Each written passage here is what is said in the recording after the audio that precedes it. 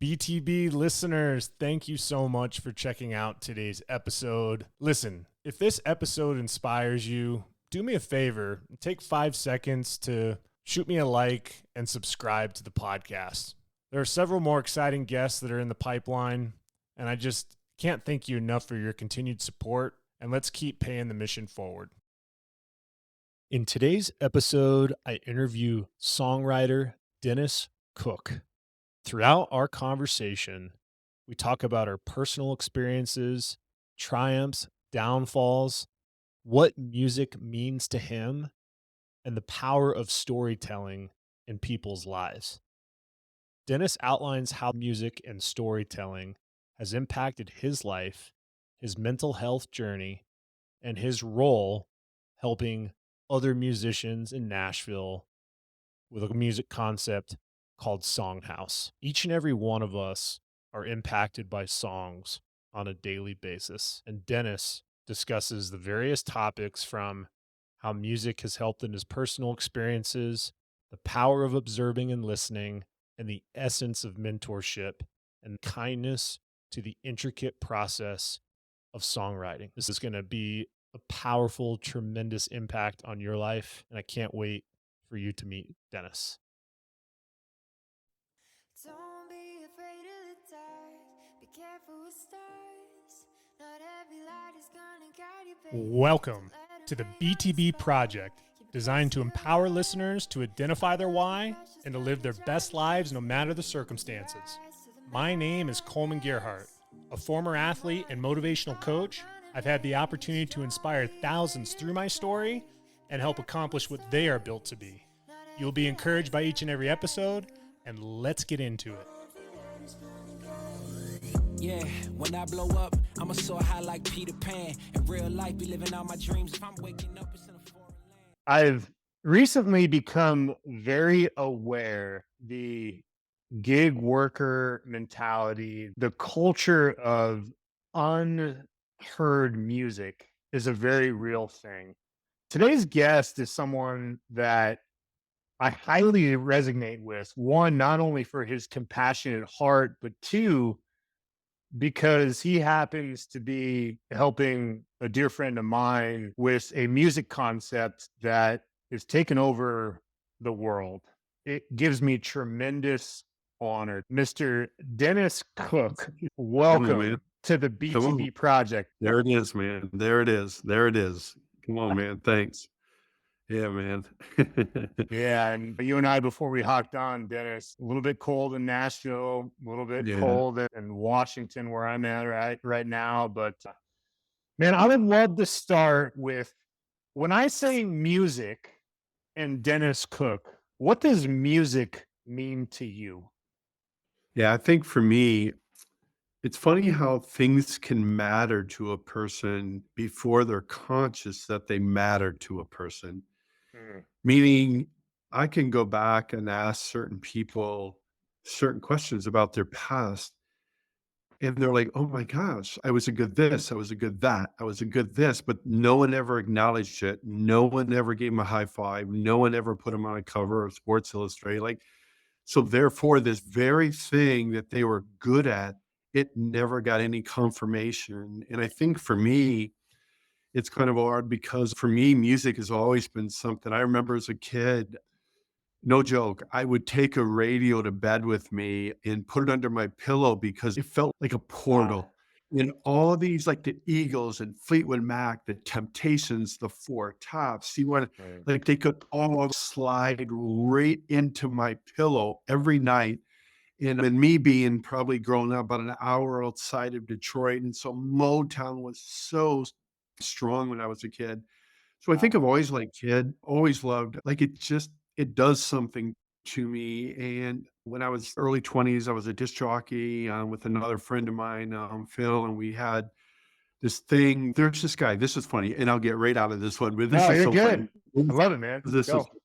This guy, I mean, he had the figure of a 84 Hummer, like just this big guy. And we were driving around and there was this song. And I'm like, you got to hear this song. I got to hear this song. And when the song got done, he just goes, oh. And I'm like, You can't say, "Oh," like, you can't. I was so frustrated because you can't respond with an "oh." And I think for me, it's always been part of my life, like, no matter what I do, like, it's been the best friend I've almost ever had that Mm. has stuck with me through the highs and the lows, and it's a teacher for me. And to shrink the answer to everything that I just said, I think music to me is it's a power of story. Whoever owns the story owns the power. Ah, So people can be at a beach in which you and I could be sitting at Daytona Beach. We could be sipping iced tea and eating chocolate donuts together and nothing. Like we are living it up, man, on Daytona Beach, yeah. living it up. And then all of a sudden, you get a call, I get a call from a family member, and this thing called art, this thing called music that was once a choice of what station I push a button on, now is a lifeline to keeping hope alive. And so for me, Dennis Cook, music, it's story. It's story. I don't think I'm ever gonna get rich. I don't know if I'll ever get any kind of big awards, but for me, it's story. I just, it's magic. Yeah, it's amazing, Dennis, because here I am highly resonating with that as a podcast guy. And I come from a highly competitive coaching and athletic background. And I sat for the longest time thinking, why would anybody want to listen to me in a podcast? But what I've learned as I've developed relationships through coaching is there are so many incredible storytellers out there. And there's so many incredible stories that can highly resonate with people that are either coming from or coming to situations in life that you and Mm. I have respectfully faced. And with that said, I find it ironic that one of the greatest storytellers that I know, Mr. Tyler Ward, Yeah, who no doubt. who has helped develop this concept called Songhouse and Yeah. tapped into music and was a guy that I was able to do life with. I just would love for you to maybe tie the train tracks together here, Dennis, to where you come across an opportunity with Songhouse. You're in Nashville. Why was it something that resonated with you, and why was it meaningful? Yeah, I think, and I listened to your podcast and some of the things you shared about your mom and some of the things you shared about Tyler's dad. And I'm very familiar with the song that he played.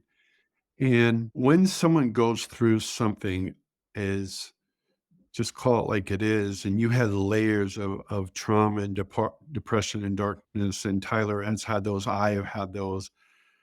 It becomes a situation. What do you do with it? What do you do with the aftermath of you said before we even went on there, when life didn't turn out like the way you thought it would? What do you do with that? And I think for me at least, I really thought this is not a joke. I told this Tyler, I really thought I was going to take these stories to the grave with me. I just felt like you said earlier that no one wants to hear it. Nobody wants to hear a 64 guy. Everybody here just Yeah, seems so cool and young, and I'm not, and all those things, and yet your stomach hurts with these stories that you've been carrying around for decades, and it almost becomes this thing. What good is the story if it's not told, right?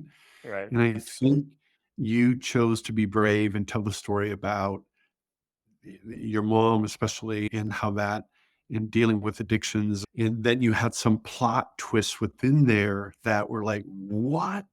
And I've had so many conversations with Tyler privately. And so I think whether it's a podcaster, whether it's a writer, it can be an actor, an athlete, anybody that chooses to tell their story, what they're doing is they're giving words to someone else's suffering. Like they're giving words. And when Oh, you give words to someone's suffering, you give meaning to their suffering. In other words, somebody can go through something so horrific and oh my gosh, some of these kids are right with, I just want to cry with them because they went through so much in life.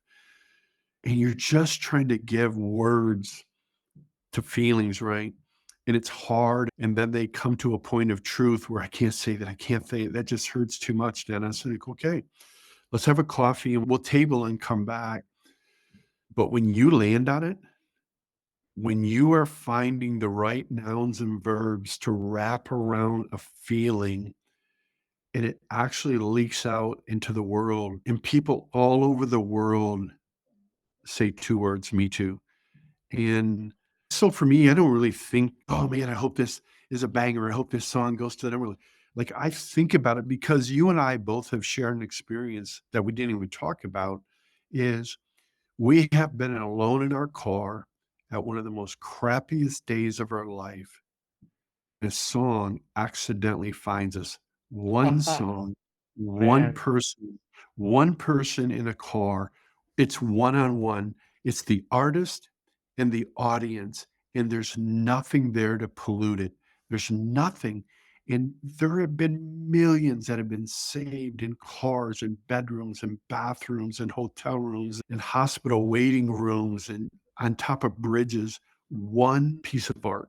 One song. So I think that's the value of me of all this stuff with Songhouses. And I've said this before. I probably need them more than they need me, but they give me a platform to tell stories on because I can't sing. Well, everybody can sing, but I suck. I can't play guitar, and everybody. I just so the only thing I feel like I'm walking up to the batter's box and I have 2 strikes on me, and I'm like, oh, these words better be good because this is all I have. Then all of a sudden you sit in a room with 4 people and you're telling one story from 4 different lenses, but when it's over, nobody cares who wrote it because now you've given it away to someone else and now it's theirs and you just have to work on the next line. So I think Songhouse to me has just been, God, it's been it has saved heaps of stories from Yeah. being buried with me. And so that means everything to me. Yeah, Dennis, that is so well said. And I have a lot of things that I want to dive into when it comes to you and I's relatability and some of the things that you've experienced as an individual. But I want to tell you how eloquent you said what music means to people. First and foremost, my mom, she grew up in Tennessee Mhm. and she loved the Temptations, loved Yep. them. Yep. She was in a very white predominant family, but she had a caretaker of her family that was African American Mhm. and just fell in love with the Temptations and soul and R&B. Mhm. And it got to a point to where when I was in the midst of some difficult circumstances to where I was on the back end of her life, having to say goodbye to my mom. Yeah. It was a song that came up when I was driving that actually allowed me to take me by hands and knees, and I had to pull over on the side of the road. And Yeah, it is. Yep. it's an artist called Five for Fighting, Yep. which was a guy that used to be a hockey player. And he had a song called Superman. Yep. And I heard that song coming from my mom's pseudo jukebox back in the day on a daily basis. And that was her song. And when I Let me heard ask you this, why did you think that was her song?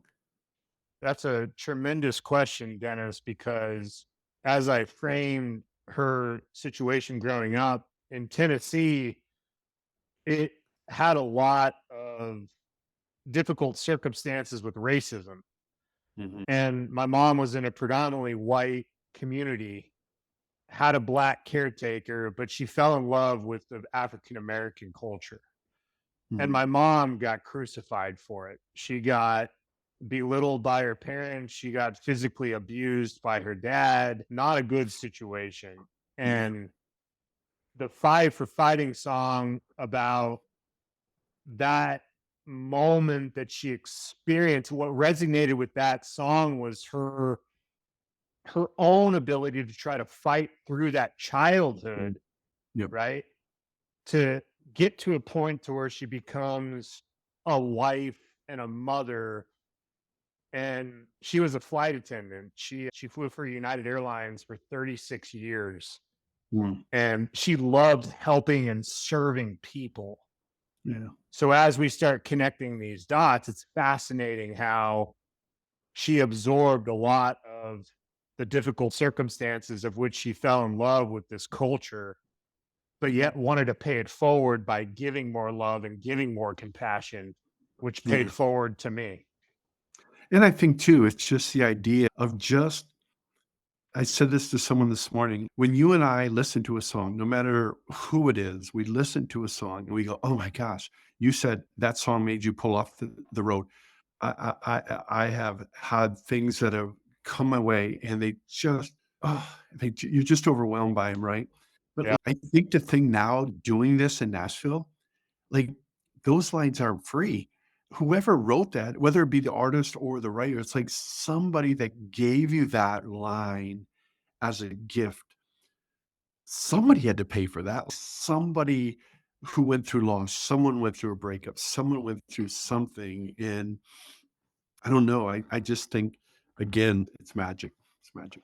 No, it is. And when you go on Songhouse and you check out the Instagram and you hear some of these stories, Mm, and what I love about it is the story substance is shared and then the song is yeah. shared. Yeah. And like how you guys are bridging a gap of making the music resonate with the people that are tuning in. When it comes to you, Dennis, I gotta know your song, your music, the things that make you tick. What was the part of where you and I's story collided? I'd love to hear more about Dennis Cook and what got you to this point to where you're at with Songhouse.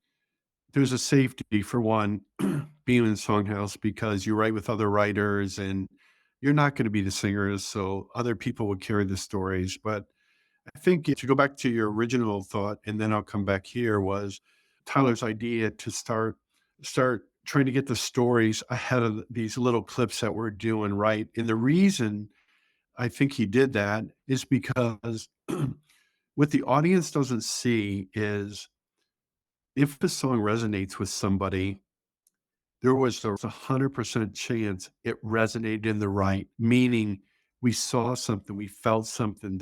Somebody in the room started crying, somebody in the room ran out of the room, somebody did something. We're like, oh my gosh. Like, and we got to hear everything that the song doesn't say, but could not get those words if someone didn't share the truth before those lines. And Tyler had this idea, like, what if we just go ahead and just start leaking out some of the story, just a couple seconds of the story before you guys, the audience, gets to hear it. I think it's been throughout time. Stories matter. My role at Songhouse is, man, I'm pretty. I don't really have a big portfolio here. I just like telling stories, and Yep. not only that, there's certain kind of stories I like telling. I like telling stories of, let's say that you went into a coffee shop today and there was 27 and a half people in the coffee shop. It's loud, there's music on, everybody's in the room and thing. And all of a sudden you notice something and you look around and nobody noticed it. Everybody saw it, but no noticed it. And at that moment, by myself, I can sit up. I'll give you an example. Sitting in a coffee shop, and a couple sitting there a little south of middle class and just sitting there, and they're just sitting there, and a guy and girl, and they never said a word for 47 minutes. Like, they never said a word. Mm. And so to me, that's what I need. That's truth. So that's truth. Now, as a songwriter, I can go back and say, were they on their way to a divorce? Were they on their way from a divorce? Did their 7-year-old daughter slip in a pool? And this is the first time they're out of their house, at their favorite coffee shop in 7 months, 13 days, and 4 hours. And here they are, and it took all the courage in the world just to sit at that same table again. But they didn't have the courage to talk to each other. So I don't know where it goes from there, but I know that I found truth and I noticed something. And now I get to take that and begin via through Songhouse and find a way to put that into someone else's story. And so again, for me, it's just a place where they allow me and they allow me to tell stories. And it's I'm I don't know. I told my friend Jacob Fox, who started Yeah. this, and I've been there almost 2 years, and I shared, I don't know if I've ever taken a day off. I just think sometimes they wanna throw their left shoe at me because I'm just running around the room, hitting people and slapping the couch, like, because ideas, oh, Yeah. and then you listen to them, and then they find their story, and it's like Legos, and everybody just starts building, but they're all red Legos, and so almost nobody gets a credit except the audience. They win. So I think that's what I love about Songhouse and telling stories, and so that's my lane there, really. I love it. And listen, Dennis, you come with so much humility, because I know you keep saying you're the 63-year-old guy. I- 4. 64, who's counting? I would have said 38. I Come on, mean, come on. just here we are as a 64-year-old, and you're Mhm. telling stories.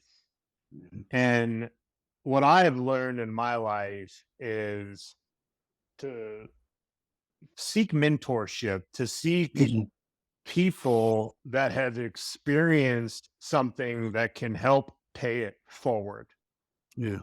When I say mentorship and I say Dennis Cook and I say Songhouse, how are you impacting lives, man?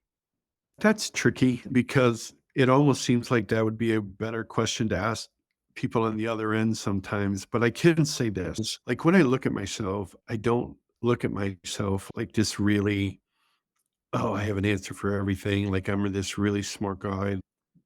All I can say is this is I've been through stuff. So I'm not trying to be smart in math and history and who's the best artist or the best guitar player in the great like I don't know any of that. All I know is I've been through some things, and I just find it odd as you talk about mentoring, it personal experience, it doesn't always go well when you offer information before someone asks. And I think it's not me picking someone, they have to do the picking.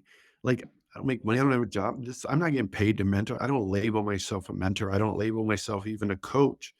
All I think about is I know what it was like at the bottom in my life. And there was a few kind people that were kind enough to not come with the answer, come with silence. And I think silence can be the greatest mentor in darkness.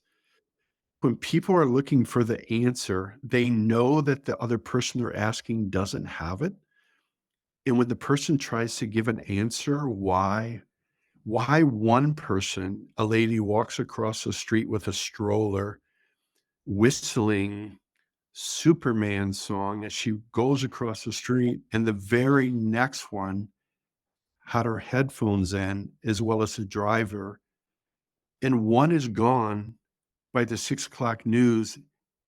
Figure that out. Like, but all I know from, again, just me, the greatest people in my life have been the people kind enough to sit more than they talk. And there will come a day. There are times where Tyler and I would get together and he'll call me, "Hey, can you come over? Or can you do this?" Or I'll call him, whatever. And we go in and we think it's going to be something. And the next thing you know, there is no answer. You just sit. And I don't know. I just think for someone like you, what you went through, you are wise enough almost to know that you're not wise. I'm wise enough to know I'm not wise. Like I'm not. All I can do is know this sucks in the Yeah. darkness. Sucks. And I can't tell you what works all the time, but I can tell you what doesn't work. And what doesn't work is walking into a room and say, "Oh, you shouldn't feel like this. And you got a really nice house. You got a 100 inch TV. You got a really nice car. Or you still got your parents. I don't have my parents." You do all these things, these mechanical things trying to Yep. fix it. But what's really happened is you're almost breaking it worse. I've had a lot of sidebar conversations with a lot of these kids. Right. And a lot of times, just as a grandfather or a dad or an uncle, I no longer have the goal of trying to fix people. Like that Ah, can put me in the hospital right there. Like that can put you in a psych ward. And it was close for me. And so this stinks, but I feel like I'm 64 and I'm just starting to smell the aroma of peace. wow. And I don't want to lose it by trying to fix people. Instead, I'm good for 7 cups of coffee. Like, I'm good. Count me in 1, 2, 3, 4, 5. Let's go. Yeah. And then the guy will say, "Hey, can we meet tomorrow morning?" All right, tomorrow morning we meet. And there's this thing. And so I understand from a business perspective what coaching, mentoring means, but I can only speak from my perspective is that, gosh, to be at this place and have some of these kids are on the first mile, you can see where it's going and you're got it. And you want to just scream, stop. Yeah. Yeah. Instead, you just walk with them. Yeah, it's beautiful and well said. And listen, mentorship, the ones that have been important in my life are the ones that came to me in silence, but they were there and Yep. they listened, right? But with that said, man, I know what you're doing now. It sounds like you got a lot of moving parts with the family too, which is beautiful. I love that. But you mentioned rock bottom. What was rock bottom for you? And how were you able to make it through that? Well, I'll answer the last question first. I'm still on the making it through part. I don't think there was a period in that. I think I'm maybe more in a comma than a period as far as that goes. But I think I thought about this because I've said this 100 times, but you have 3 people on the bridge ready to jump. One lost a cat, one lost a spouse, and one lost a job. And all 3 look at each other, goes, "What are you up here for? Buy another cow." "Hey, I'm on my 4th wife. What's the big deal? And another job? Come on, another job? Just really?" And what happens is darkness is darkness no matter what causes it. No matter what the trigger is, darkness, the trigger is almost not even part of the story. It just there are people and I would just say some of this goes back to the fixing thing that got out of Yep. hand. And I just know that one day it was light and then the next day it was dark. And then what happens is you start playing games in your mind. You're like, "Oh my gosh, did I do something wrong? Is God mad at me? And did I do this?" And then you try to maneuver, "Oh, I'll just pray or I'll just go to counseling. I'll do all these things, which I think are great." And then what happens is the room doesn't lighten up. And then what? When you go through your layers of things that have worked in the past and they no longer work, that's a very scary place to be. And so many people feel like they're running out of options. And at least for me, it just, I don't know. I still wonder about it. I just know that you wake up, it's dark.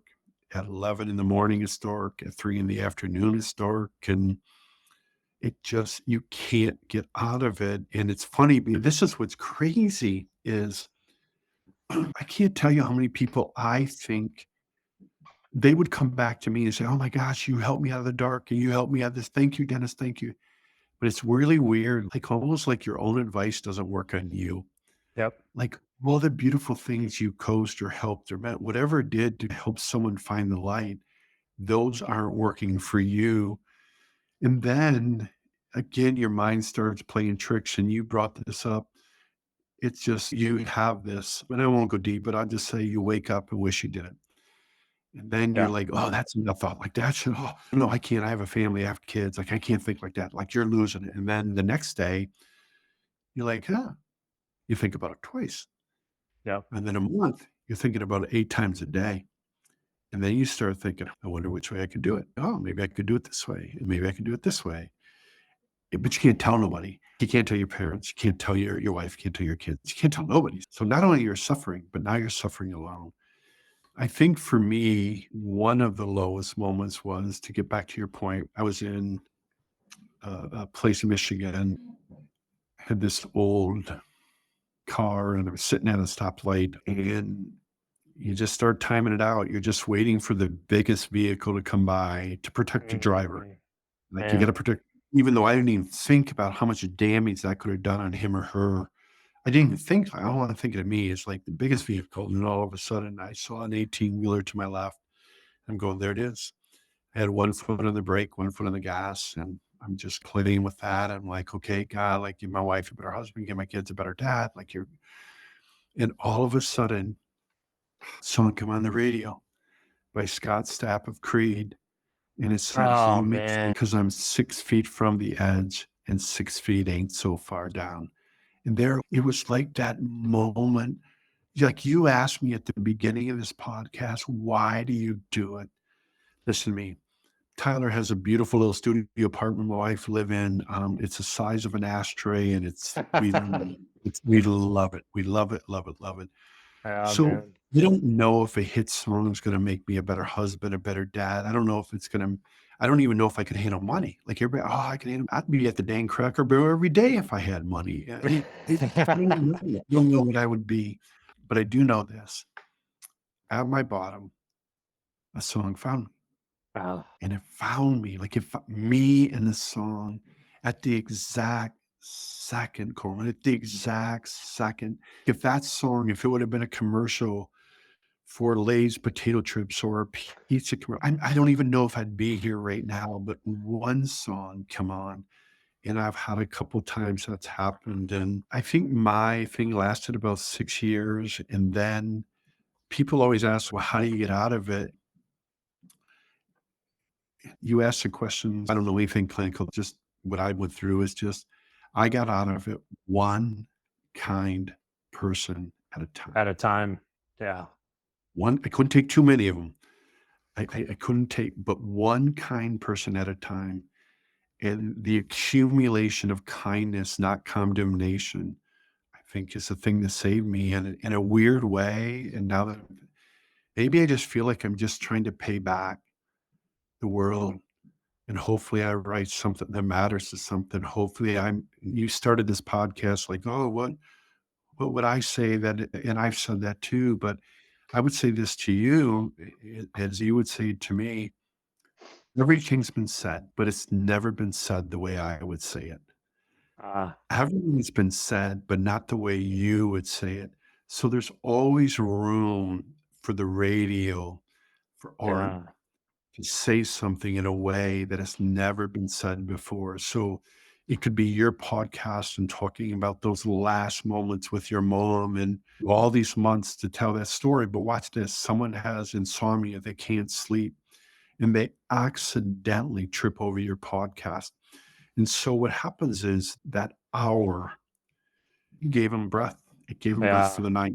You know what I'm saying? So I think for me is, I'm not really sure always how I got in it, but I'm sure how I'm getting out of it. Even today, I can still drive around Nashville today and it hits me. And next thing, I'm in a Kroger's parking lot, just bawling and bawling, going, oh, I don't want to go back to that place. I don't want to go back to that place. So I don't know. Man, Yeah. Dennis, one kind person at a time. What's birth? And thank you for the kind words on recognizing the mission of the podcast and some of the hardships and the lowest of lows that I've experienced. But man, do I resonate with one kind person at a time. And what I see you do today as a extension to a movement that allows people to see kindness and to see that it's a safe place to be expressive and to allow that music to come through, of which was music that resonated with you when you were in that stoplight.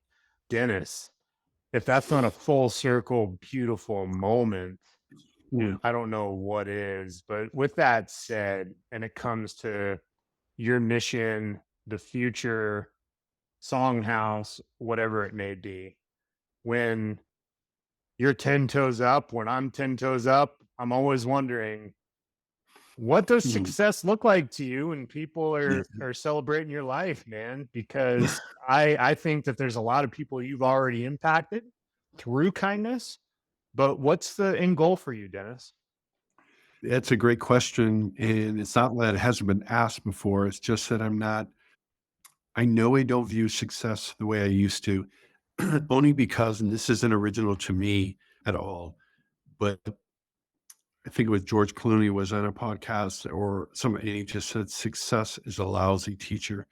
Uh, But again, nobody wants to not be able to pay their light bills, and you want that. So I don't know. I think success for me is someone would say, "Dennis, your darkness has brought me light."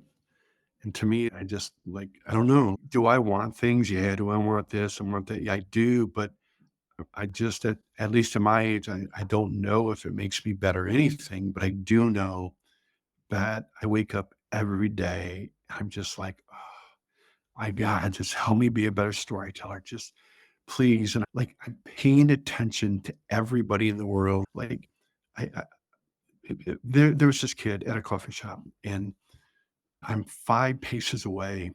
He has some Buddy Holly glasses on, something like you. Buddy Holly glasses, and he had this thing called hair, and his hat was on backwards. And he probably in his mid-20s. You could tell by the conversation he had some dents, but he didn't have a lot of rust on his life. yeah. And every single person, and I watched at least 25 people walk up. Every single person, he had this way to find his way into their story versus asking them to come into his story.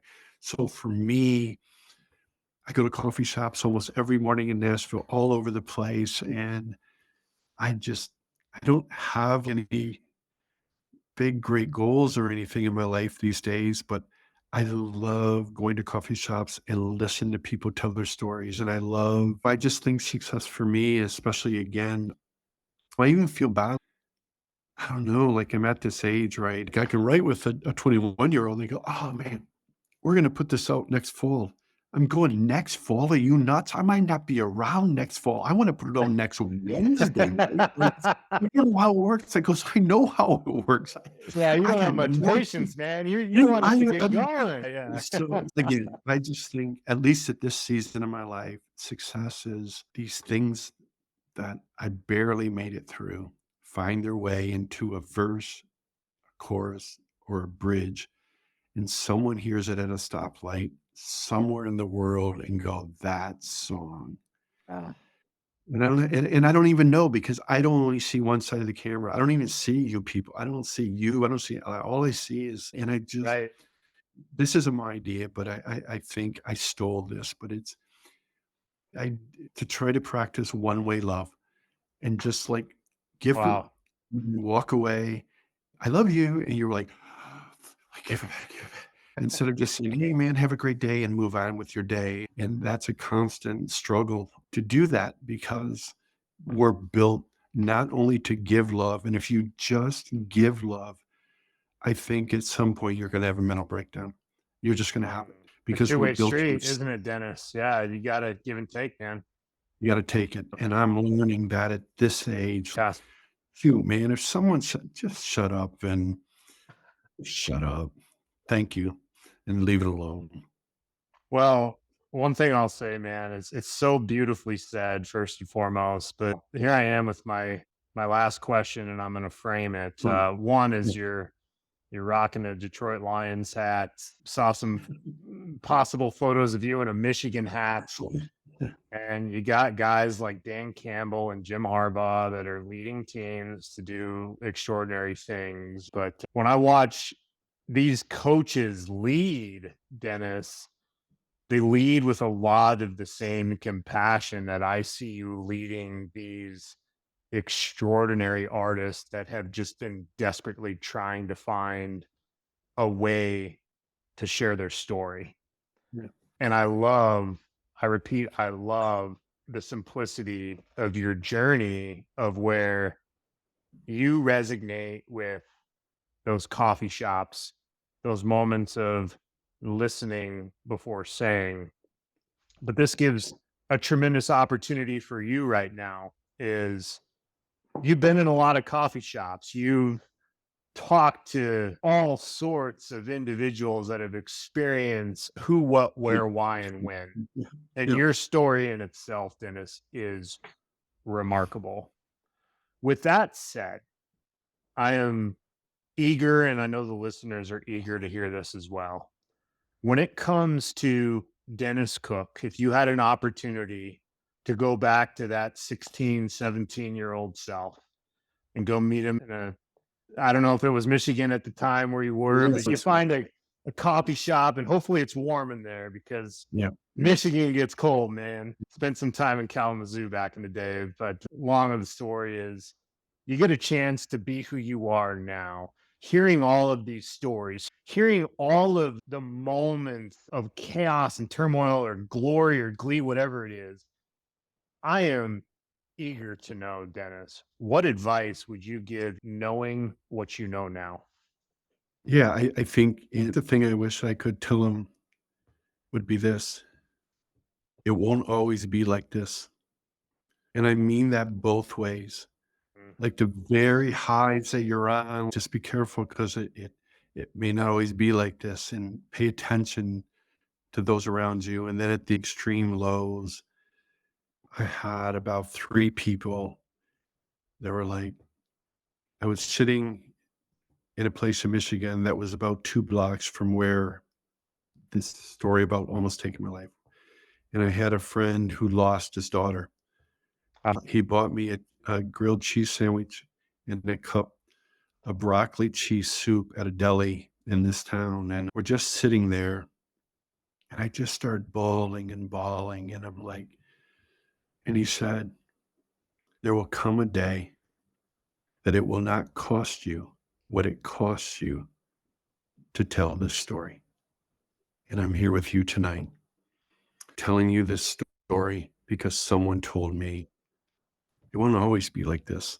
And so that would be something I wish someone would have told me back then. Dennis Cook, powerful, man. Your journey, your story, your heart, your compassion to want to help people through music and through a concept like Songhouse to find ways in this very unique world that we live in to have hope and encouragement. I couldn't be more proud of you and to tell you that it's people like you, Dennis, that will allow this world to continue to be a better place. Keep going. Impossible is nothing. Yeah. And I cannot thank you enough for joining me today on the BTB project. Well, thanks, man. And just to be fair to that final comment, I'm only given what has been given to me. And there you go, brother. Thanks for having me, Cole. I appreciate it, man. You've been gentle on me for not doing this. I'm not really a pro at this. So thanks for being gentle with me in this process. Absolutely. Thank you for your time, man, and keep going. All right. Cheers. Thanks, man. Cheers. What a powerful conversation with Dennis Cook.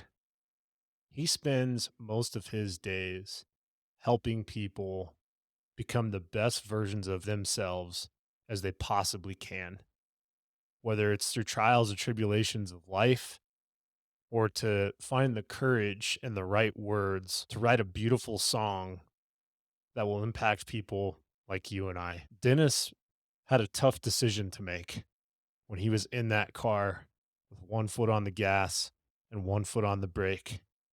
And he was going to make a decision that was going to change his life forever.